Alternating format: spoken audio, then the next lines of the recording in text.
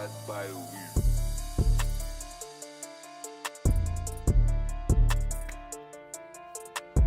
That's good, baby. It's all good, Boo. As always, it's all good. We have a little bit of a different arrangement here today. We rearranged our furniture in our house. Yeah, we did it first for the fast to make space. Yeah. And then we liked it for like that day, but then we put it back. We set up this, like, the Yeah. living room. So, this is so boring, but we're starting it right out of the gate. I love having a couch, like, right in front of the TV. I don't like having the couch on the side of the room. But when you block off the energy from the kitchen time. to the living room, then, like, people all kind of congregate in the kitchen, and there's not good flow. So, for Fast Fest, we opened it up so there was better flow, and it worked wonders. Yeah. And then we had some people over this past weekend, and it created much better flow and much better, like, party, like, mingling Yeah, atmosphere. everyone like came in here like naturally and sat Yeah, down. And you exactly. kind of didn't realize how much like having that couch here completely blocks it off. I've always known it, Yeah. and I've just always been reluctant to move the couch because Yeah. I don't like watching watching TV from the side of the room. I like being plopped right in the middle of my throne. So we're making this arrangement, and I kind of like this chair for general, that I sitting don't in the podcast, though, I have to say. you look great in I'm it. happy to be in this I feel chair. comfortable here. This feels Yeah, good. the blue looks good on me. But yeah, like, I guess aside from that, it's going to be a little bit of maybe a different episode. We're getting experimental with things. Yeah. And I mentioned that this whole thing is an experiment to begin with. So we're going to do things a little bit, I guess, make unorthodox on this Yeah, episode. we thought about it on the walk, and we're like, why not? Yeah. When we were discussing topics. Well, and first stuff. off, let's just do a regular recap. Yeah. So we had, like you kind of said, we had a great group of people over here on Friday night to Yep. kick off South by Southwest. Yep. It's officially South by Southwest weeks here. And that was a ton of fun. Mm-hmm. Went over to Pershing.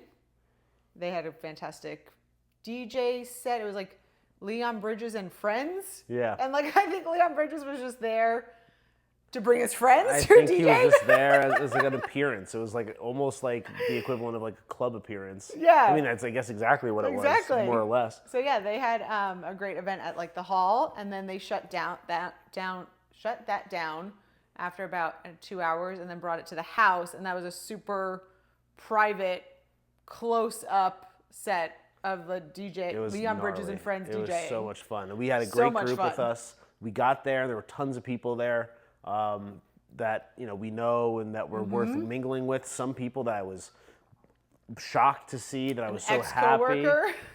Well, yeah, I had an ex-coworker and a client there. But I had like basically a guy who's been something of a mentor of mine who just happened to be there too. I didn't even realize that he was a Pershing member, and I've never seen him there. And for fans of the podcast, they'll know how frequently we're over there. So if we never see him, it was no surprise that we would not know that he was there. And that was great. It was just a great, fun, awesome night. I would say, like, I have really been watching, like, drinking for quite a while, and I've really pulled back. I can't remember the last time where I say that I was, like, pretty drunk. And on Friday, I'm not saying that I was wasted or anything, Yeah. but I certainly was drunker than I've been in quite some time. And that was also, like, I was also really high on weed, and I took a pretty good dose of mushrooms too. And I say, like, my perfect blend. blend, perfect concoctions, a little bit of weed, a little bit of mushrooms, a little bit of tequila. I'm in heaven. Like, that's perfect. I can just float in that nice little, like, buzzy zone for the entire evening.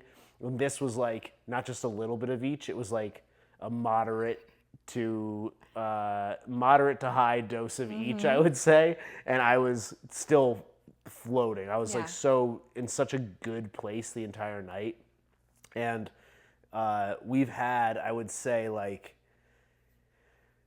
in the last few weeks, so many really weird synchronicities, interesting synchronicities happening. And again, I'm a stickler, and I guess not a stickler, but I'm a huge proponent and believer in synchronicities. I believe that they're signs that the universe gives you. That's how the universe talks to you, is by showing you, like, what we would consider coincidences. Yep. And that's telling you that you're on the right track, or it's showing you that your third eye is open.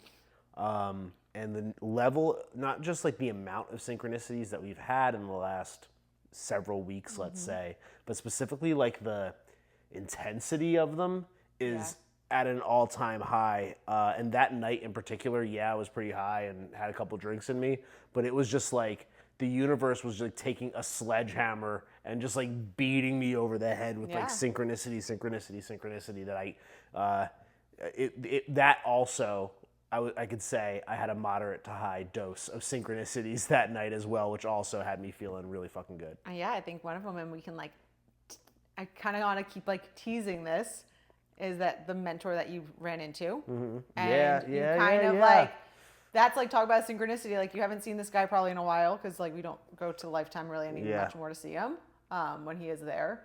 And this guy's like, he just sold, and we won't say too much about him, but he owns a chain of gyms, and he sold half of his share last year in that chain for $100 million. So he's worth minimum $100 million basically. And his goal is to hit $1 billion in the next 5 years. Which he's And I said, like, I know that's what you said your goal was, and he was very adamant that it was going to happen. And it fired me the fuck up. And like, I love that guy. I'm so happy for him, and I'm so happy to like have him, I guess, like in my corner. Like, I feel like he's in my corner. For 1,000%. Like, he was basically saying, anything you need, anything you want. You need a GC. Can I get a mil? Can I get a mil? A couple mil? I would never ask for that. But like the synchronicity of like running into him at Pershing. Yeah, I know. And you having this conversation with him about potential opportunities and needing a GC. And of course, he's like a guy to know for that. Yeah. And it was... Well, because we haven't really said anything about it, I know, aside from just teasing it, and we're not going to say much, but there is a project for a potential gym that I'm heavily invested in right now, and it's an opportunity that I don't want to say came just... to you? They came to me initially, and then I've continued with the I've made sure that the conversation continues in a meaningful way, and I've put a lot of work into it, or a good deal of work into it in the last couple weeks, and like having that conversation with him and seeing him, because I was especially connected with him when I was getting our original idea for the gym underway, and like that GC and architect conversation and real estate conversation, and again, like that what fell apart, and you can watch episode 1 for more details on that. But having him there, like when now all of a sudden that kind of conversation is coming back into swing, was very like, interesting. For sure. Interesting. For sure. So yeah, the synchronicities have been off the charts, and I listen to them. I obey them. I obey them for sure. Yeah. Anything else you want to say about Friday night? No, it was great. It was the most fun night I've had in a really long time. It really was. It was like just good vibes all around. Yeah, for sure. And then because we went out Friday, the weekend just felt longer than I've ever has felt like. But in it was a also while. because we did a ton this weekend. We went on the boat on Lake Austin on Saturday. We went to a good event that our friend JJ, who put on the breathwork for us during Fast Fest. On Sunday. Yeah, on Sunday we went to his event that he and his colleague put together for South by Southwest, and that was at it's called Bathe. I believe it's called Bathe. Okay, so a bathhouse. It is a bathhouse. I think it's called Bathe. I didn't know what to expect walking into that place. Yeah, and I still don't know exactly what it is. And I've yet to be into like Sapien Center, but like you walked in, you're like, this reminds me of like what Sapien Center is. Well, the outside reminded me of Sapien Center because it was turfed, and they had a couple saunas and some cold plunges and what seemed like a hot tub there too. And it looked just like it looked like the types of places that you see popping up around Austin right now. That's what it seemed like on the outside. And then you went inside, and it was like an event center, but it basically just seemed like a place to do ketamine, if I had to guess. Yeah, that was going to be like my other thing was like, I felt like I was just hanging out with like a lot of Burning Man group people. And like the one guy got on stage and he's like, I feel like I'm talking to like my Burning Man camp. And I was like, not me. well, someday we'll be a part of that. You know we will. Yeah. Someday. We'll be those I'm like not in a 70-year-olds rush. going to I'm Burning not in a Man. rush for it, but I would like to do it, and I'd like to do it as soon as possible. Yeah. But I'm just not in a rush. Yeah. But yeah, so It's not on my map, that's for sure. Yeah, it's not. We'll figure it out. We'll figure it out. I'm still Should like be continued, I'm 'cause- still a little in the dark as far as like how those things, and like they had Center Studio down the street too, which I think is getting bought up or something. Yeah, it's already, that studio has moved. They already did. Okay, well, like either way, I guess I just don't really wrap my mind around the business model for it all that well. So that's where like my brain short circuits around it. Anything else you want to say about that event? I think the one thing that absolutely stands out about the event, and I'm going to be a hater, and Let's this is not going to go. let's not be a This is going hater. to go on the internet. We'll Make cut sure. this out. We're going to cut this out. We have to cut it out. Sorry. The most interesting thing that we've talked about so far, we're going to have to cut out. I apologize. We don't want to like offend anybody. It's only hate. It was a great event. It was a good event. Yeah. Good event. I really can't wait to see what Bathhouse becomes. Yes, and it's again within walking distance of our house. It's on our walking path. I know. Perfect. And then again, hopefully we'll see more events happening there. Listen, we tried to draw you in with some like regular stuff because we were gonna talk. Oh wait, one other big win from yesterday. Yeah. Talk about a win. Talk about everything just going like great weekend. I had my birthday coming up this weekend and more South by stuff. We're going to the Mothership twice in the next Heck couple yeah. days, which you know is one of our favorite things is to go to Comedy Mothership. One of them's going to be for Kill Tony, and the other is like their South by Best of event. So that's sick. Awesome birthday night lined up. We have Tulum coming up in a few weeks. And on top of all of that, last week I mentioned how our Holly deal fell through and how I was taking it in stride and I wasn't really going to stress it too much. And I was transmuting energy, and it went back under contract as of yesterday with a deal that just feels good to me. It just feels clean and easy and right, and there wasn't a lot of Closing back and in forth. less than 30 days. And the pricing is better than what it was originally, what we originally had it at. Not that we're getting over asking, but it was over the last deal at least. And we got the last 3 months of mortgage paid for from the earnest money from the other things. So less than a month to close. I gotta say that's something worth fucking celebrating. Oh, hell yeah. So let's give it up for ourselves, bro. Let's give it up for ourselves. And also how like we just kind of rolled with it. It fell through. We put Johnny back on it. Yeah. He fucking figured it out. And I like literally was like, I'm not gonna do anything differently than I was going to do as if it sold, and I just have been living by that. And guess what? Like we're back under contract, and it feels good. Yeah. Immediately. So that's awesome. Woo! Good for us. Give it up. Like and subscribe, please. If you wanted to congratulate us on that, if you've been paying attention and following along with the story, like and subscribe as a congratulations, it's a big please, deal. or comment or tell us something. So those are all good. I'm sorry that this episode is not great, but it will be. It's about to be great. You're actually about to get a ton of value, like an immense amount of value, an immense amount of entertainment, because we were going to have a conversation about something totally different way out there. Way out there. Something that has been very much on my mind recently, and I have been getting really into a lot of like spiritual documentaries and like interdimensional, like understanding the interdimensionality of the multiverse, and it has been burrowing itself very clearly into the very core of my brainstem. And I wanted to really go in and hard on that. And I still might to some extent, but for that to come out, I need to be like ready to go on it. And I was ready to go on it a few days ago, and I just today, it's just not ready to let loose. So I also think that it's probably something that most people that are fans of the podcast probably it's out there shit. It's some out there shit that I don't think most people would like even be able to understand, let alone care about.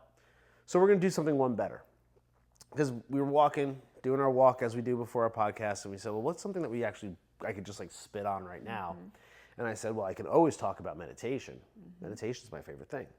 And you're starting something focused around meditation. Yep, and because of the synchronicities that we've experienced over the last few weeks and months, I mentioned in the last episode that I'm going to be starting Stoic Sundays, which is going to be a bi-weekly men's meditation group where we're going to leave from my house, we're going to go to the park, I'll lead a little bit of a meditation, I'll explain meditation, and I was thinking I'm going to be watching a lot of the, last year, coming into this year, I was making a lot of my lesson videos for my clients. I basically noticed that when I was onboarding my clients in the early, first couple months, I was having the same conversations with them over and over and over again. And last week I mentioned that like I have these bits or like these tricks that I pull out of my bag, like little mini stories, analogies, examples, things that I tell when it comes to any number of things, whether it's working out, whether it's meditating, whether it's gratitude, whether it's planning, PEDs, etc. I decided like rather than waste precious coach-client one-on-one time going through that, I'll just make videos of these things and do them like relatively, I'm not going to say high production, you'll see what they look like, spoiler alert, you'll see what they look like. It isn't like necessarily high production, but I'll tell you that the content and my delivery of them, and I think like the way I clearly demonstrate the points I'm trying to make, I am outrageously proud of them. I was wildly proud of them when I was making them. I felt like I was I had source flowing through me when I was putting them together throughout the entire process. I'd make them, which takes me an extended period of time, and it takes a lot of energy from me. And then we would watch them down here. Like as soon as I was done editing it, I was like, couldn't wait to get them wrapped up and then bring them down here. We would watch them. And every time I was like walking around the living room, like, oh shit, like that was crazy. Those videos are sick. I was so happy. And everybody that I've given them to at this point has said, not just my clients, but I've given them to some friends too. And they have all said like, these videos are great. In fact, I have a friend who might be a client, but he's a friend, who is going to help me like reproduce them and make them even better quality. But only because we want them to just be like flashier and more like professional, not because the information that's in the current ones is bad. It's actually because it's so good, it deserves a higher production value. And the videos are great. Like you said, it's breaking down like your topics and you can deliver it to people. And then like, especially with your clients, you have them review that the week before. And like, that's the topic that like y'all are going to discuss. And then you can dive into it. You can say like, okay, how does that apply to your life? Let's look at it. Let's dissect it instead of you spending that 30 minutes just going into meditation or the cloud of disarray, like all those things. Like they know all those words already. They know when you're talking. And I have them quoting it back to me too, which is really cool. And like I've said, I don't think I'm going to be the short Jack Tony Robbins. I am the short Jack Tony Robbins. And when I watch these videos, I go, this is the true the true essence of short Jack Tony Robbins. I am embodying it right now. And this is like, in my opinion, the very first stage of like me really stepping into that role. Again, I'm very, very proud of them.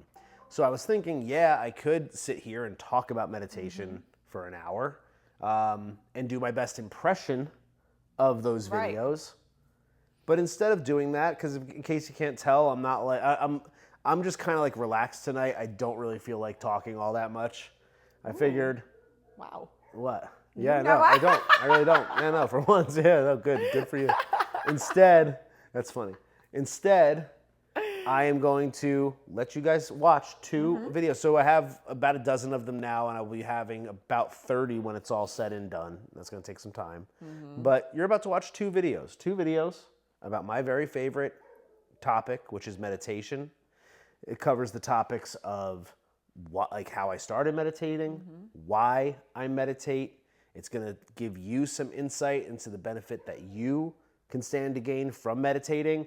Don't worry, it's not some boring. I don't see these videos as like boring or like a lecture. I've made them to be entertaining and fun and snappy and give you like real world, real life examples and analogies and like real life stories of my own and people in my life that demonstrate like all of the main components of meditation. And I believe that anybody who listens to this podcast will get a lot out of these.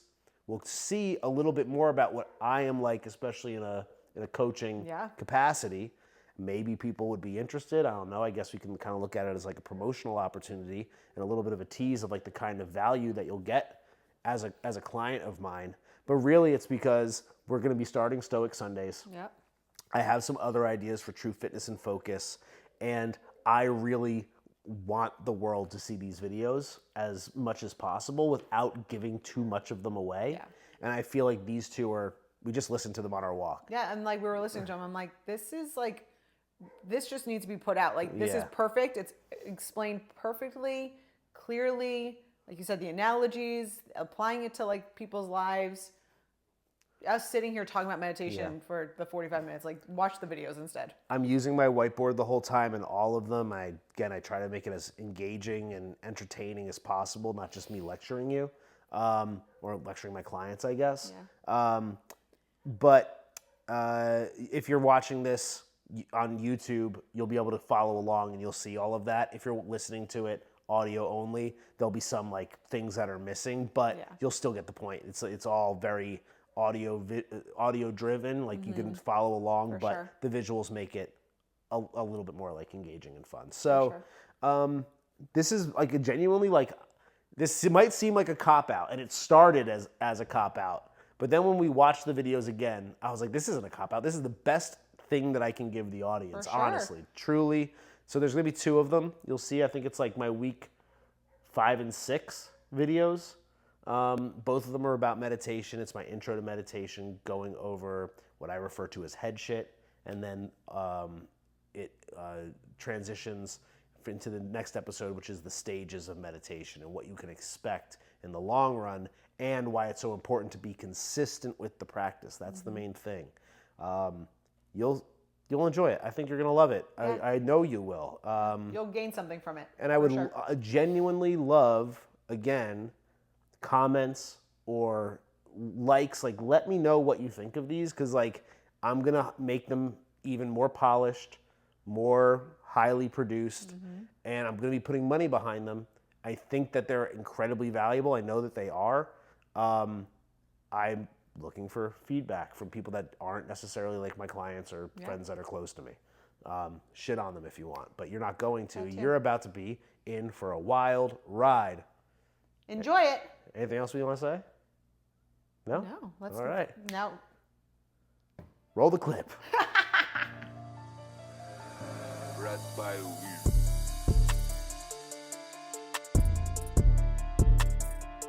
What's going on? Welcome to this week's lesson video. Today we're talking about one of my favorite topics, which is being unfuckwithable. And when I say unfuckwithable, you know what I mean. I mean a big, tough ass, hard ass, badass, muscle bound, absolute chest beating, king of the jungle, fucking savage, like this guy, or maybe like this guy. And today we're gonna cover my number 1 favorite exercise to make you absolutely, unquestionably unfuckwithable. I do this exercise 5 days a week. I never skip it. It is the most important exercise you will ever do, and you don't even need a gym to do it. Now, I could sit here and tell you about squats. Squats to me are a critical exercise for a few reasons. I've mentioned countless times in the past my story of when I got out of high school and I stopped working out. The first exercise that I got rid of was squats. I convinced myself I didn't need to do them, that I wasn't an athlete anymore, that it didn't make sense. It wasn't necessary, but really, I just didn't want to do them. I made the excuse. And they were the first exercise that I got rid of in my routine. And then after that, I got rid of another exercise and then another exercise, and eventually I wasn't working out anymore. And ever since then, I have done squats every single week for the last 20 years, never failed, because the idea of putting that weight on my back, having to bear that weight, squatting down and standing back up, builds an immense amount of physical strength and mental strength. But squats isn't the exercise that we're talking about today.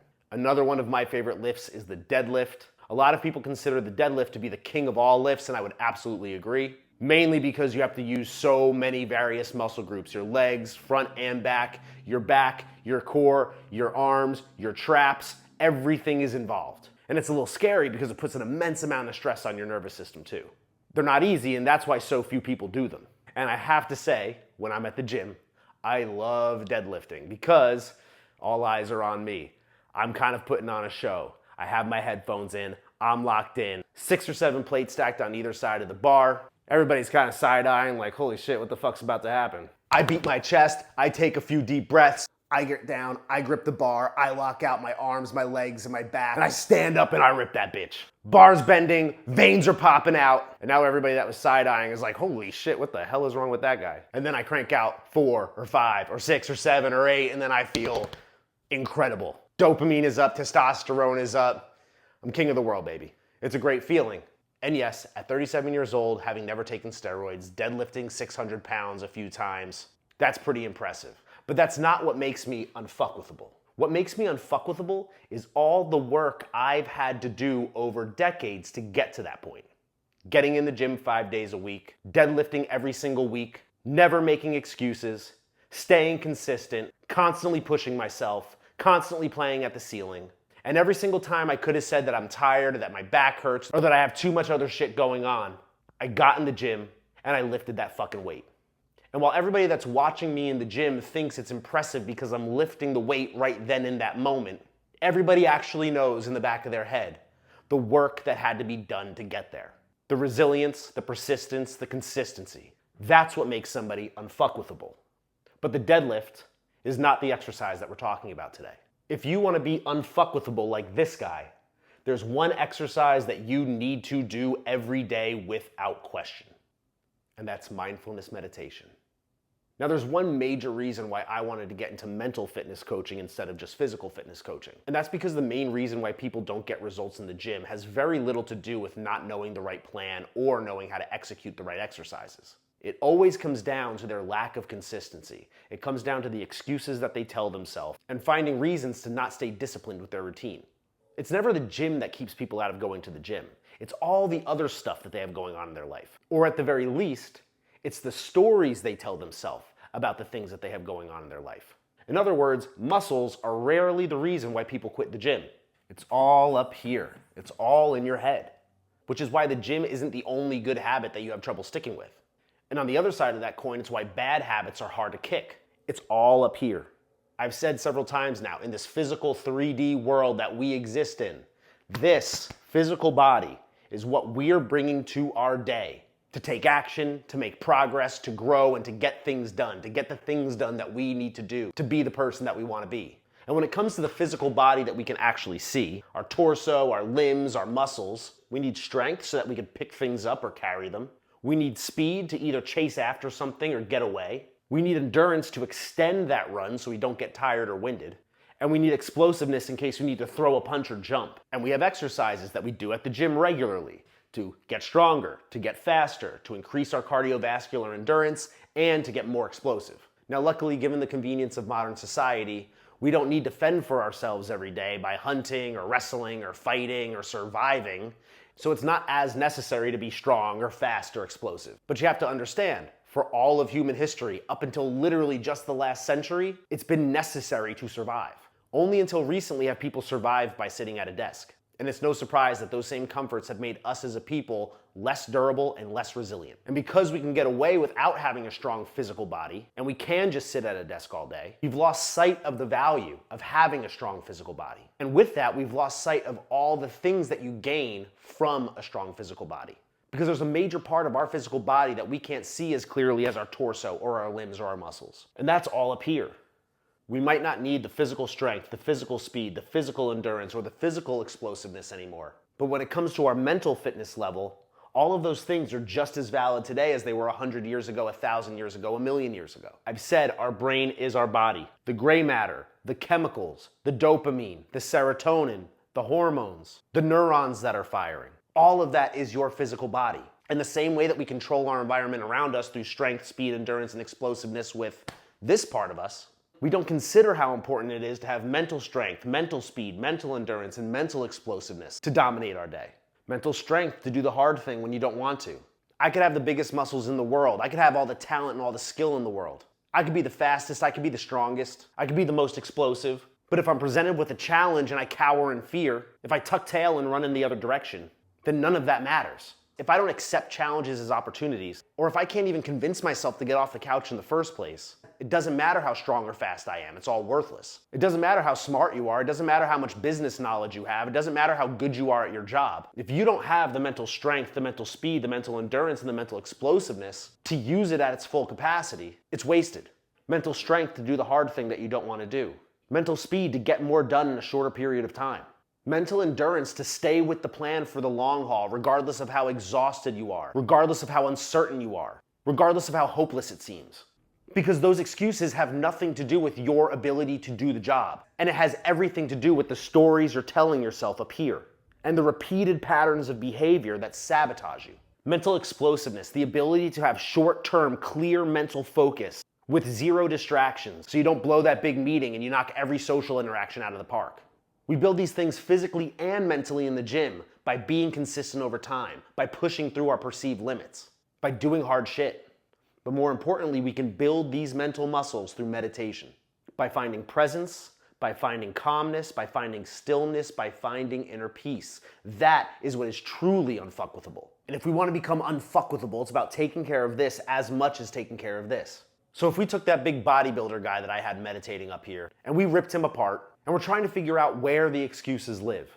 What organs do those excuses reside in? Well, the excuses all come down to thoughts and emotions. That's all the stuff that's swirling around, that's making you feel really good sometimes and really shitty other times. And some people might say, well, your thoughts live up here in your brain, and your emotions live here in your heart. But I'm here to tell you that that's fucking bullshit. Your emotions do not come from your heart. That's movie shit. Your thoughts and your emotions all live up here in your brain, and they play off of one another. I call this head shit. I said before in a previous lesson, your thoughts are the logic that you use to justify your emotions. You justify your emotions by questioning things, by analyzing things, by breaking them down further, by making sense of them, by looking for definitions, by looking for explanations, by looking for clarification. And if you break it all down enough, then any excuse that you want to make or any emotion that you want to justify, you could back yourself into a logical explanation.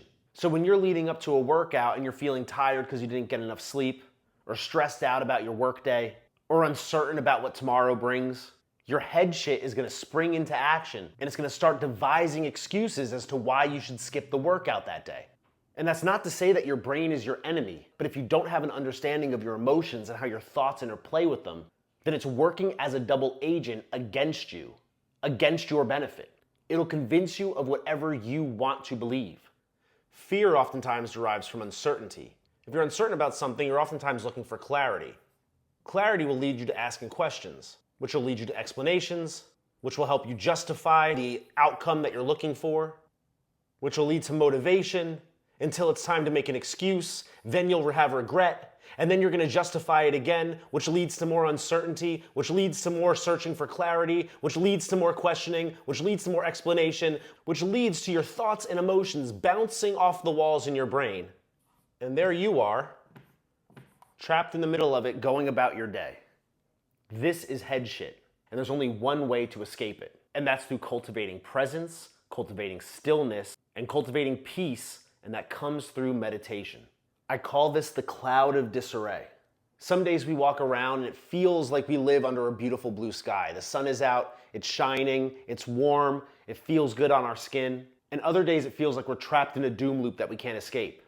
Everything feels cloudy, it feels overcast, it feels stormy. But what we have to realize is that that blue sky still exists above the clouds. We just can't see it from where we are.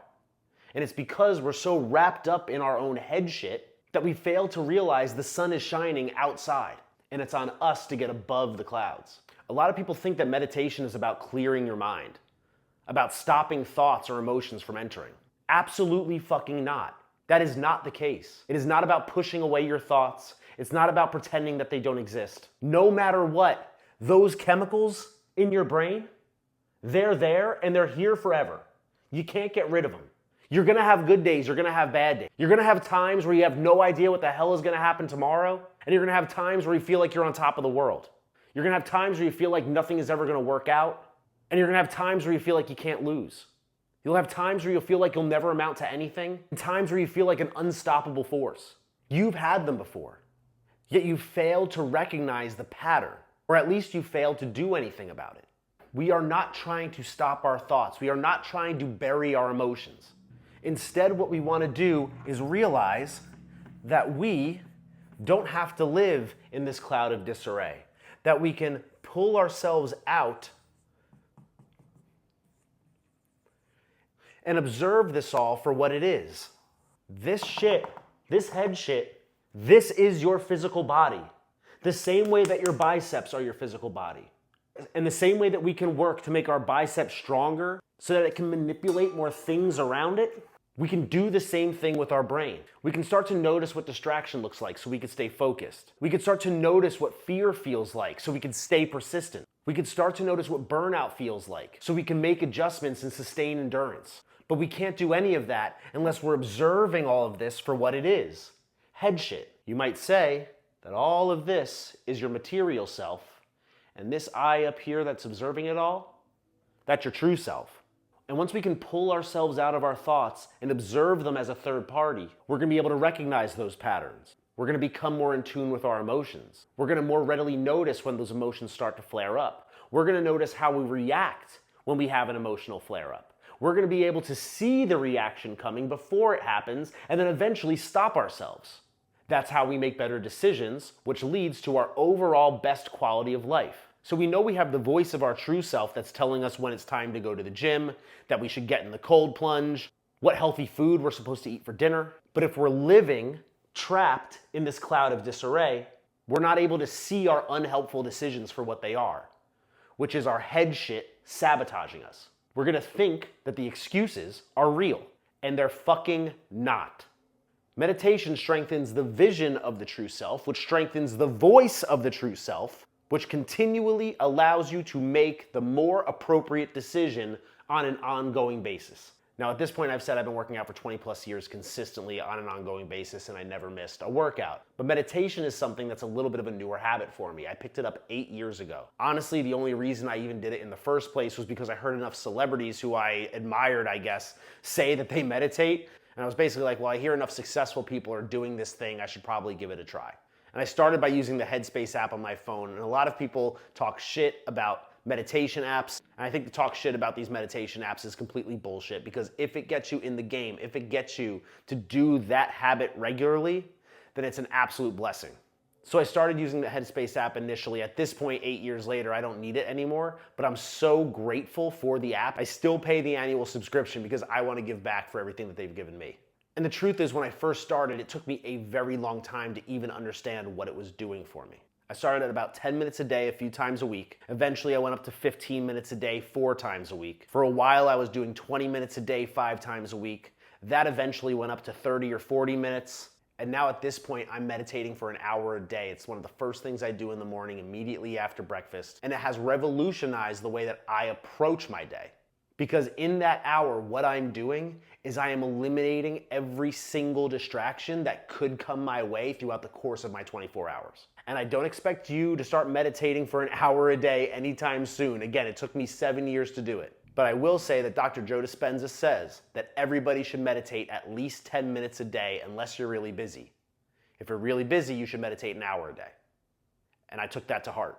And it's been the biggest game changer in my life since I started working out consistently 20 years ago. That is not an exaggeration even a little bit. Now, I said I didn't even know what it did for me at the beginning. I just knew that I felt a little bit better throughout the day after I meditated. Actually, when I first started meditating, I would meditate at night. And having done that, I would say there's no doubt that meditating in the morning is superior to meditating in the evening. However, meditating at all is always better than not meditating. So I don't care when you do it, but if you can do it in the morning, make sure that's when you get it in. Now, as time goes on throughout the course of the program and we do more lessons like this, I'm gonna get into a little bit more as far as what you can expect as you continue to meditate for the long term. But right now, it's about enjoying the ride. It's about getting through the meditations. It's about not judging the experience. And it's just like a workout. Sometimes you're not gonna wanna do it. Other times you're gonna be excited for it, but you're always gonna feel better afterwards. All I'll say for now is that the meditation is going to help you detach from your emotions, see them with clarity. It's going to improve your ongoing decision making, and it's allowed me to align more closely with the principles of my true self and with the person that I want to be. Now, you've been using the True Fitness meditation videos up to this point, and there's several more that you'll continue to get in over the next several months. And again, the goal is to just sit with yourself, to feel your body, to feel what emotions are coming up, to notice the thoughts that are swirling through your mind. We're not here to judge them. We're not here to make sense of them. All we want to do is pull ourselves out of them and observe them. You want to find a quiet space, somewhere without distraction. You want to find a comfortable place to sit, and we want to focus on our breath as our center. We always have our breath with us. And by simply focusing on the air as it comes through our nose and as it leaves our body,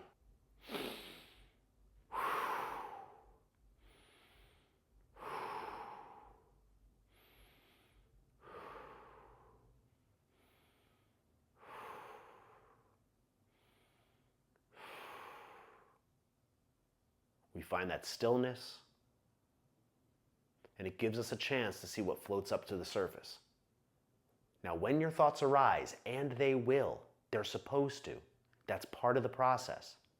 What we want to do is notice that our attention has been taken and bring it right back to the breath. Sometimes you're going to be distracted for minutes. Other times you'll be distracted for the entire meditation. Sometimes it'll only be a moment. Either way, as soon as we realize it, we bring it back to the breath. Again, we don't judge it. We don't judge ourselves. We don't judge the thought. We just note and redirect. We're going to start small at the beginning of the program, but as time goes on, we are going to increase from 7 minutes to 14 minutes a day and eventually get up to 21 minutes a day. And remember, just like everything else, meditation is an exercise, so the more you do it, the better you're going to get at it. The first time you picked up a set of weights, it was awkward, it was uncomfortable, you had no idea what you were doing. You wanted to get out of there, you wanted to make an excuse, but the more you do it, the more in a rhythm you get, the more comfortable it becomes, the more routine it becomes, the more familiar you are with the process, the more you know what to expect. The better you become, the stronger you become. The more intensity you can bring, the more focus you can bring, the longer you can go. And then all that benefit doesn't just exist in the gym, you see it outside of the gym. You're stronger, you have more endurance, you have more speed. Your heart rate is lower. You're not breathing as heavy. You feel better. You get out of bed easier in the morning. You sleep better at night. The same thing happens with meditation. Recently, I've been mentoring this 19-year-old kid. He recently moved to Austin. He had goals of becoming a personal trainer, and he's currently going through a tremendous weight loss transformation. Now, he was about 200 pounds overweight at his heaviest. Since then, he's lost about 70, so he still has a long way to go, but he's made incredible progress. And his goal is to document his weight loss story on social media and build a personal training business of his own for people who are looking for similar transformations. And this kid is awesome. He's focused, he's got a plan, he works his ass off. And of course, losing 70 pounds, he's had tremendous success up to this point, and he knows that he's gonna get to the finish line. And at one point I was talking to him about meditation, and I asked him if he meditated, and he said that him and his friend, they were doing it for about a week and then they kind of fell off. So I asked him, I said, let's say a potential client comes to you and they say that they're looking to lose 200 pounds, just like you are. And you ask them what they've done up to that point, and they said, well, they were in the gym for about a week and then they fell off. I said, what would your opinion on that be? He said, well, I would say that you barely even did anything. You barely even tried. I said, yeah, well, the way you can look at meditation is you have 200 pounds of head shit floating around in your brain that you need to lose. And if you expect that a week of meditating is going to get you to your end goal, then you've barely even tried. You barely even scratched the surface. And that's the way I want you to think about meditating. You have 200 pounds of head shit that you need to lose. That's not gonna happen in a week. It's not gonna happen in 6 months. That's gonna take a certain amount of time to actually get rid of. It's gonna take a little while to truly pull yourself out and observe it for what it is. And then once you're at your goal weight, let's say, you still need to maintain that for the long haul. You can't just stop meditating or expect to just be present the same way you can't expect to lose 200 pounds, stop working out, and then maintain that weight loss. You need to continue to do the work for the rest of your life. This is a lifestyle change. But I can assure you that just like working out for the rest of your life is going to be infinitely beneficial to your physical health, to the amount of energy that you have in a day, to the way that you feel about yourself, and to becoming the person that you want to be, meditation is going to have the exact same effect. Only rather than here, it's happening up here. I'm going to leave you with one more example, and it is a dog example. I've given you several up to this point. I like dog examples. I love dogs. I especially love rescue dogs. Both of my dogs are from a pound. Give it up for me. I'm a good person. And I think about the fact that if you did rescue a dog from the pound and you brought it home and you don't know anything about this dog, you know nothing about its history, about its previous owners, about its life up to this point, you don't even know what breed it is. And it's up to you to train this dog, to make it obedient. I ask you, what is the first thing that we want to do? Well, to start, we know that that dog might have any number of personalities. Here's our dog. His name's Spike. He's got a Spike collar on. So when we first get Spike, we need to figure out what kind of dog is this. Now, the dog might have any number of personalities. It might be really submissive and it might roll over and kind of tuck its tail. The dog might be really aggressive and lash out and bare its teeth. The dog might be really skittish and run away at the first sign of trouble. The dog might be a big dope and get distracted and not listen to anybody. Or maybe the dog's just lazy and all it wants to do is sit there. But the one thing that we know the dog won't be is any one of those things when you need it to be. We know the dog's not going to come when you tell it to come, and fetch when you tell it to fetch, and roll over when you tell it to roll over, and attack when you tell it to attack, because it hasn't been trained to do all of those things. It probably has 1 or 2 default settings, and it does those same things over and over and over again. And our brain is not that different from a dog's brain in that way. We think that we're that much smarter, and yeah, we have more capacity for logic, and yeah, we can ration and reason, and yeah, we could do advanced calculus, and write poems, and build rocket ships. But at the end of the day, our brain is a bunch of chemicals and neurons just like the dog's. And just like the dog's brain, our brains get into the same repeated thought patterns over and over and over again. Some of us are submissive, some of us are aggressive, some of us are lazy, some of us are distracted, and we might even know that that's our pattern of behavior, but we're still not able to fix it. So if we're going to train ourselves in the same way that we train a dog, I'm not saying you're a dog, but bear with me. If we want to train ourselves the same way that we train a dog, where do we start? What's the first thing that we teach a dog? Sit and stay. We teach it to sit and stay. Once we put the dog into that position, we have a baseline to judge it from. We could see if it gets distracted. We could see if it gets aggressive. We could see if it just flops over and doesn't want to do anything. And we can start to understand the dog's default patterns of behavior. But we need that baseline first. And in the same way, through meditation, we find our own baseline and we can observe our own patterns of behavior.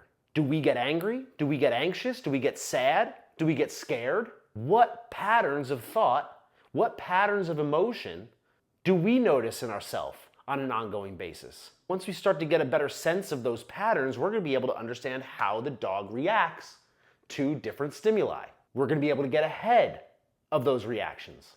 And by having that center, that sit and stay for our brain, we're going to be able to train it to do the thing that we need it to do when we need it to do it. We can understand what distracts us so that we can better focus. We can fetch when we need to fetch. We can run away if it makes sense to do so. And when it's time to attack, we can sick them. But if we don't have that baseline first, we're just letting the dog do whatever the dog wants to do. Oh, there's a squirrel. Oh, it's time to lay down. There's someone at the door. Sit, stay. Once you master that, life begins to flow in ways that you didn't think possible. This is our sit-stay point for ourselves when it comes to our meditating practice. Our starting point where we're beginning to understand what this is all about, how it's going to benefit us. We're going to continue to talk about meditation over the next few weeks, and the journaling prompts are going to lead you through thinking a little bit differently about the meditation practice and how it might be affecting you throughout the course of the rest of your day. So come join me in my unfuckwithable mindfulness meditation practice. Sit, stay, and remember, your breath is always with you throughout the course of the day. When you feel that head shit start to spiral, you always have your breath. Count your breaths, find your center.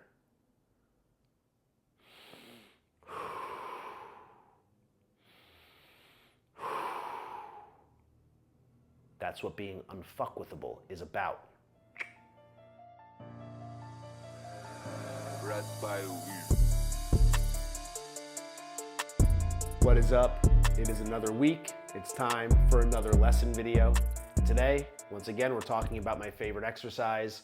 We've mentioned it before. What is it? Is it lifting weights? Is it running? Absolutely fucking not. I hate running. We'll get to that. Or, does this guy look familiar? We know what that is. That is the cloud of disarray. And how do we prevent the cloud of disarray? Meditation, that's right. And if you haven't noticed yet, meditation can be pretty difficult, right? Of course it can be. It is the most difficult exercise. It is not a coincidence that the most important and most effective exercise and the king of all exercises as far as I'm concerned, it's no coincidence that it's also the most challenging and the most intimidating. Now, when we think of an intimidating person, we usually think about big biceps, big chest, big shoulders, big traps, big neck. But those muscles aren't intimidating. The person might be intimidating, but the muscles aren't intimidating. We can go and do some shrugs and some shoulder presses and build those up because we have an understanding of them. We can see them. We can watch them get bigger and smaller. We can watch them get stronger or weaker. Shoulders, traps, big thick neck, those things are not that intimidating. But for some reason, this guy is very intimidating. Maybe that's because we can't see it. Maybe that's because we can't measure how strong or how weak it's become. As we build mental fitness, we can't watch it get bigger or stronger, or track how many shitty thoughts are flowing through it, or use a scale for our emotions. And for all of those reasons, not only are we intimidated by this guy, but people don't train it the same way they train those other muscles, even though it's the organ that has the biggest impact in our life. Our muscles don't determine what we look like, this guy does. It's the thing that dictates all of our decisions. Those decisions dictate the person that we become, and the person we become determines the quality of our life. And if we know that we're making bad decisions because of the swirling chemicals and neurons and repeated thought patterns and emotions and overthinking, guilt trip patterns, overanalyzing, over-questioning, if we know that stuff is sabotaging our decision-making process, which determines the outcome of our life, and we're not making a change, then we're choosing that life. What you don't change, you choose. And if you're choosing to let shitty thoughts and shitty emotions run your life, then you're choosing a shitty life. So we meditate. And you're right, it's not easy. It's hard. It is intimidating. To sit alone in stillness, to sit alone with your thoughts, to feel your emotions, to notice the discomfort in your body. That shit is difficult. That shit is uncomfortable. You want to fidget, you want to squirm, you want to open your eyes. You want to check the time, you want to check your phone, you want to reply to that text, you want to get on with your day. I know, I've been there. That's exactly why you need to meditate. People say that they have trouble meditating because their thoughts are all over the place. They can't stay focused. They're getting distracted. They can't sit still. So instead they decide not to meditate. But that's like saying you don't want to lift weights because the dumbbells are too heavy. Yeah, they're too heavy because you're not lifting them. The only way you're going to get stronger muscles is to work them. Of course, in the gym, the goal is to use heavy weight and reach that point of form failure. The point of a bench press is not to move the weights effortlessly. It's not to pump out a few light reps and say, that's it, I did it. Why? Because the resistance of that weight is what makes the muscle grow. The resistance, the strain, the pushing, the gravity acting on the dumbbells, that's what stresses the muscle and forces it to adapt. It forces it to get stronger. If we're not straining at the gym, there's no point being there. And the same thing goes for meditation. Those distracting thoughts, that restlessness, the impulse to give up and walk away. That is exactly why you need to meditate. Look at me, I'm built like a fire hydrant. I always have been. My torso is so thick in both directions. My legs are heavy as shit. Technically, if we're measuring my BMI, I am morbidly obese. And I've always hated running. Sprints I can do, I like sprints in moderation, but long distance running has always been a challenge for me. I am clearly built for power, for strength, for a bit of explosiveness, but I am not built to run. But guess what? You know what I'm gonna say. Say it with me. I do it every week, that's right. I do it every week for that very reason. If I only did the exercises that I'm good at, or that I like, or that I wanna do, then I'm not training myself to push through true discomfort, to test my limits, to play at the ceiling. And if I'm not doing those things, then I'm not the person that I want to be. So I run about 5 miles once a week. I thought I was going to be able to teach myself to like it, but I haven't, not even a little bit. And even though getting ready to go for a run is always miserable, and starting the run is miserable, the entire time I can't wait for it to be over. And did I mention that I hate it? Even with all of that, I still do it every week because I like overcoming that challenge, and I've managed to get faster over time. Plus, if I want to be unfuckwithable, I need to be able to run a few miles. And I could have told myself 1,000 times over, every single time I went for that run, I could have told myself that I don't need to do this, that I'm not built for it, that it's too difficult, that I'm never going to be as fast as I want to be. Going for the run is always the better decision than not going for the run. And I've only gotten better. And because this controls everything, you can't afford to not get better. You can't afford to not train it. You can't afford to not teach it to sit and stay. And no matter what you want to tell yourself, you're not strong enough, you're not fast enough, you got too much head shit, you just have to do it. And just like with lifting weights, you'll get stronger. Just like with running, you'll get in better shape and go faster. The more you meditate, the more this head shit is gonna disappear. Notice how I left a little bit up there. You're always going to have that. The same way you might never run an ultramarathon or deadlift 600 pounds. But as long as you're being consistent and you're playing at the ceiling, you will quiet that head shit. Right now it's yelling at you and you don't even realize it. But eventually we'll get it to use its indoor voice. And then it'll be a quiet speaking voice. And then eventually just a whisper. Imagine if all of your head shit sounded like this. Imagine how much louder your true self would sound. Imagine how much easier it would be to see clearly. How much easier it would be to make the right decision. How little impact this head shit would have in your day-to-day. How meaningless this voice would be. You have 200 pounds of head shit to get rid of. That is not going to go away overnight. But think about what it will mean when it's gone. And the truth is, meditating doesn't necessarily get easier. You just become more equipped to handle it. The same way that the weights don't get lighter, you just become stronger, more capable of managing it. And now weight that felt really heavy previously is now manageable. Eventually it becomes light, but now you're staring at the big dumbbells, the ones that were really intimidating previously. But to get to those, you gotta get through these. And the workout is always gonna be difficult, it's supposed to.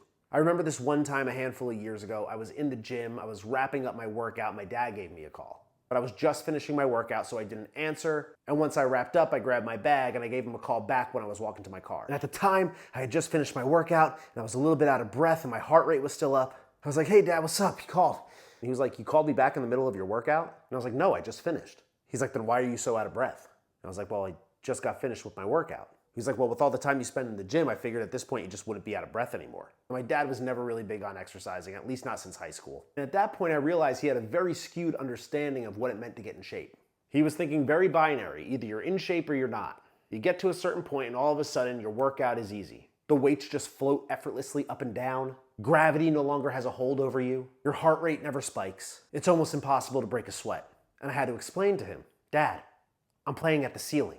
The only reason I'm in the shape that I'm in is because I'm pushing myself every single day. If I'm walking out of the gym and my heart rate isn't up, and I'm not sweating, and I'm not breathing heavy, then I'm not pushing myself. And that doesn't mean that I'm using the same weights every day. That shit fluctuates up and down on a daily and weekly basis. Even my squats and deadlifts, week to week, there's tremendous variation in how much weight I'm putting up. Sometimes I'm going really heavy for lower reps, sometimes I'm going lighter for high reps, but I'm always pushing myself. Some days I'm more tired than others. Some days I have more energy than others. Some days I'm more sore than others. Some days I'm just not fucking feeling it. But no matter what, I'm always pushing myself. I'm always playing at my personal ceiling for that day. I've planned to go, I'm there getting it done, and I'm pushing myself as hard as I can. And that is how you see progress. And the same thing goes with your head shit. The same thing goes for meditation. Some days are gonna be great. Other days are gonna suck. Some days you're not gonna wanna do it. Other days you're gonna look forward to it. Some days you're gonna barely follow your breath. And other days you hit what I call the portal. You'll see the portal soon enough. But you'll never get there unless you're consistent and you're playing at the ceiling. And I said early on, I didn't really even understand what meditation was doing for me. I just knew I felt a little bit better after. But looking back, what I've done is identified what I call the 7 stages of meditation. I said earlier, we can't measure head shit the same way that we can measure our weight on the scale or our BMI, which again is bullshit, or our body fat percentage, or how much weight we're putting on the bar. And I also happen to be more of a qualitative guy than a quantitative guy. And I wanted to provide some clarity in terms of the progress you can expect to make throughout your meditation journey. And as I go through these stages, some of these things are gonna happen while meditating, and some of these things are gonna happen in your day-to-day life. So we're gonna start with number 1. We could read this, right? It says, noticing head shit. HS is head shit. In meditation, what we're doing is creating an opportunity to find stillness, to limit noise and distractions, and I'm gonna say something scary here, be alone with our thoughts. Did you get goosebumps? By being alone with our thoughts, we can actually notice what those thoughts are. We are so involved with all the shit going on in our head.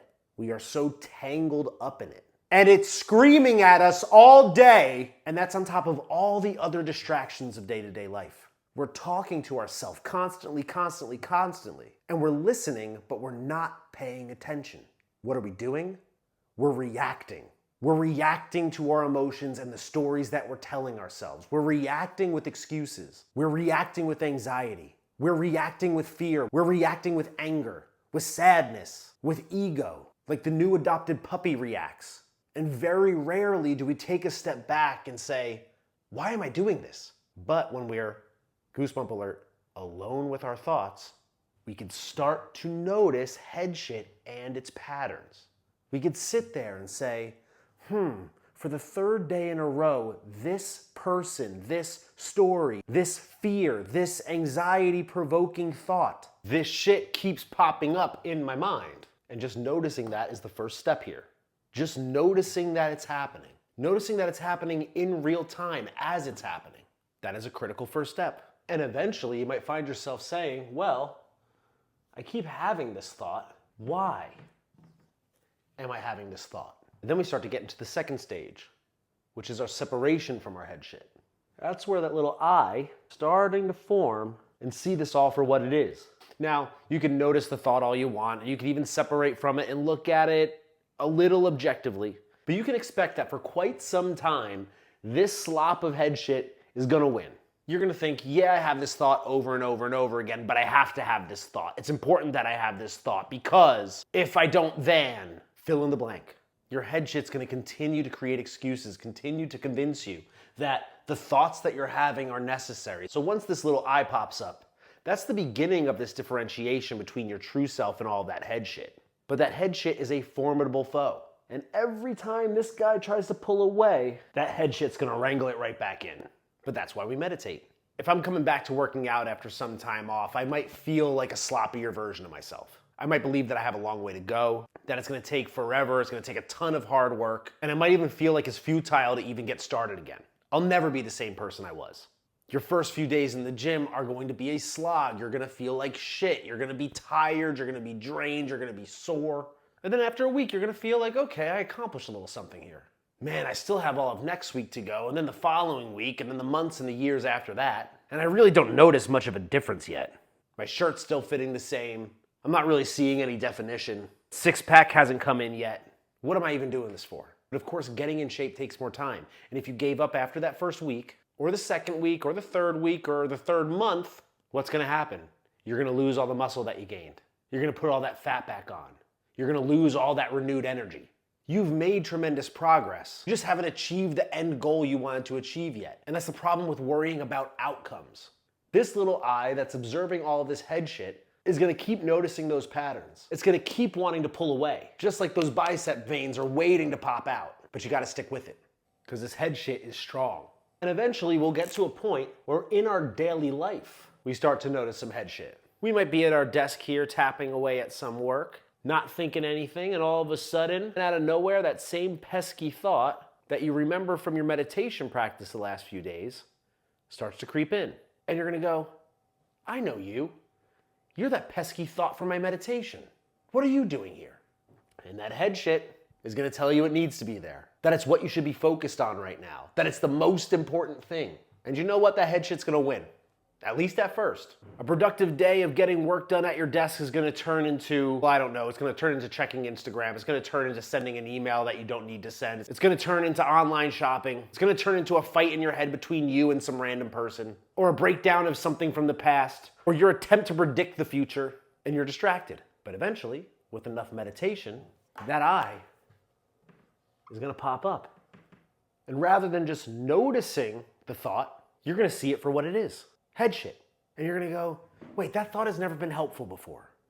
This thing that I wanna go do, or this runaway thought that's distracting me, this isn't helpful, this isn't good, and we shouldn't do it. We should be focused on our work or whatever else we have going on. And now we're really getting somewhere.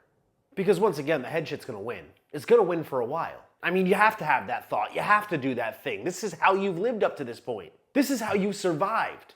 This is how you've been successful. Or at least you've told yourself this is how you've been successful, that you need to do this, that it's imperative. But then you're gonna start to think, well, I tried to predict this last time and I didn't get it anywhere near right. Or I sent that text last time and yeah, got a reaction from the person, but is that really what I'm looking for? Maybe I can do better. Maybe this is an opportunity to change my thought patterns, to change my patterns of behavior. But the head shit's gonna win again. I'm telling you, the head shit is a bitch of an opponent. It is going to create an excuse as to why you need to listen to it, why your decision should be based on it.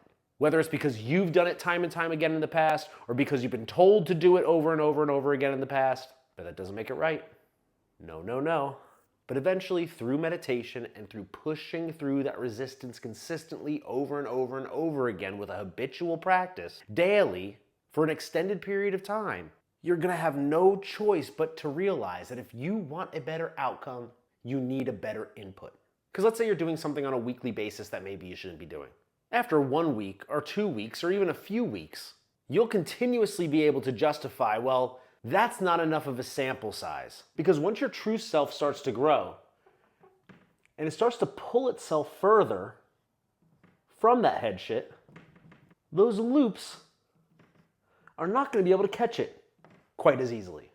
And when this guy knows that your repeated pattern of behavior, based on your repeated decision making, based on your impulsiveness, based on the thoughts that come from this head shit, once it realizes over a long enough sample size of months and years that the story you've told yourself has not led to the results that you expected or the life that you want, you might decide to make a change. And once you do, you'll start noticing your reactions as you're having them. Once you notice the reaction, you'll be able to stop that reaction. And eventually, this guy will become so strong and this head shit will become so weak that you'll actually start imparting better reactions. And those better reactions are better decisions. And what do better decisions lead to? A better overall quality of life. Being the person that you want to be. Having the life that you were meant for. But you have 200 pounds of head shit to lose. 200 pounds. Because that's not just one reaction you have to stop. Because it's not just one mental loop that you have to notice. There's dozens, hundreds, thousands, maybe millions of them. And they're sabotaging you. You can't squat 405 pounds by showing up on day one, slapping the plates on the bar, and putting that shit on your back. It takes time, it takes consistency, it takes discipline. And in that way, you can only expect to get to the 7th stage of meditation through that same consistency. It's hard, it's uncomfortable, it's challenging, and it's gonna take a while to truly understand. And maybe that's because your head shit doesn't want you to. It doesn't want you to learn something new. It doesn't want you to get uncomfortable. It doesn't want you to be disciplined. It doesn't want you to start a new habit. Does that sound familiar? That's what head shit does. Oh, well, it sounds kind of woo-woo and kind of spiritual. That's what head shit does. Well, I wish we could actually measure it and not just put up 7 random stages. That's what head shit does. Well, I'd like to see an article. There's plenty of them. If I showed you an article, would you feel better about it? That's what head shit does. This thing controls all of your decision making. Your decisions control who you are. Who you are determines your quality of life. If you know the right decision, yet you can't make the better one, then you know what you have to do. No matter how loud that 200 pounds of head shit is, we can bring it down to a whisper. Get your meditation. All right, so tell me, what did you think? What did you think? You like them? You like them? Let's give it up for Jared on the video. Did that fire you up? Did it make you get a little bit of a better understanding of meditation? Do you feel like now you're ready to take on this new habit and make it a part of your day? I hope that you do. I believe that you do. Well, let me ask you this. Maybe more importantly, do you want to see more of those videos? Because I have another few that are about meditation. I have a lot about purpose. I have a lot about gratitude. I have a lot about manifestation practices and visualization practices. I have stuff about mental fitness and why that's so important, and how to ultimately become like your absolute highest self-actualized person that you're supposed to be, the person that you're meant to be. And they all kind of feel and look and sound like that. So let me know. And if you just want to sign up as a client, here's another awesome win. Another awesome win. Today, it's not official yet because I haven't gotten the contract signed, but got commit from my first female life coaching client. So I've had plenty of female personal training clients, but this is my first female life coaching client. I'm very, very pumped about it because it means that my brand has managed to not be too masculine in nature, which is exactly what I'm going for. Yeah, it's like going to be just a perfect balance. Yeah. Like obviously of like that, bringing that feminine and that masculine for people. So accepting consultations from everybody, I guess, at this point, not just dudes. I just had to like say the same thing over 4 times. Except Stoic Sundays is for men only. That is going to be a men's only bi-weekly meditation group because I think it's wildly necessary. Hey, Joy. I think it's wildly necessary for guys especially to have a place where they can go and feel like they have a space to I guess, like explore that and experience meditation, because it can be kind of spiritual. It can be kind of woo-woo to many like regular like dudes that are going about their day to day. Might not be too tapped into their emotions and to be comfortable in that spiritual world. Like, not there's nothing wrong with that. It's just for some guys, like that is an uncomfortable place to be because they have to be usually a little softer and a little bit more feminine. And like this would be a great opportunity for guys who want to get into meditation, get into that mindfulness practice, but still like be a man. Yeah. And I think like my point, like what I want to be is a guy who can bridge that gap, who's a guy who can bridge the gap from like regular dudes who, again, as I said in the video, it's not something that you can measure. You can't measure your progress with it. It's very qualitative. Guys in general, from my experience, don't like qualitative stuff. They like to be able to track it and measure it and analyze it and break it down. And like the point of this is to do like almost the exact opposite. And I think one of the reasons why it makes sense to do a men's, we just had a cut for Joy drinking her water. The reason why I want to do it as a men's retreat specifically is I just think it's more challenging for guys to get into that space than it is for women on average. And it's something that I think like dudes in particular desperately need right now. Women need it too, but I think it's like particularly something that I can bring a lot of value when it comes to bringing this to dudes. And I genuinely feel like... you can relate to it. Of course, yeah. And I think like genuinely right now, based on the signs that I'm being given from the synchronicities, it's kind of like that is what I'm being told is the thing that I'm like here to be a messenger to. Yeah, and I think something like you said in those videos is you have this like 200 pounds of head shit and you need to shut that shit down and quiet it, because you're saying how loud it can be when you're like getting louder in the videos, and how important it is to bring that down to almost like a silence or a whisper. Because when that's all silenced or whispering, you're able to find your life's purpose. You're able to find like actually what makes you happy and what you want to be doing, and not listening to everything else that's going on in there. So like that's a huge piece to meditation. That's I think would as definitely helpful to a lot of people, and I think like you said, a lot of men. The next video is about all the noise that we're taking in on a regular basis, and I use skiing as an analogy for like the neural pathways that are formed, and how we just keep flying down those ski slopes over and over and over again while we're getting blasted in the face with like a blizzard of noise, and like from society and the news and Instagram, et cetera, and like we're expected to like change direction while we're being blasted in the face. So like we have to quiet that noise. So again, next video is about that. Let's wrap it up. Next week, we will have another guest who we had dinner with this weekend. And he's also like in part responsible for my birthday party. So can't wait to have him. He's your spirit animal.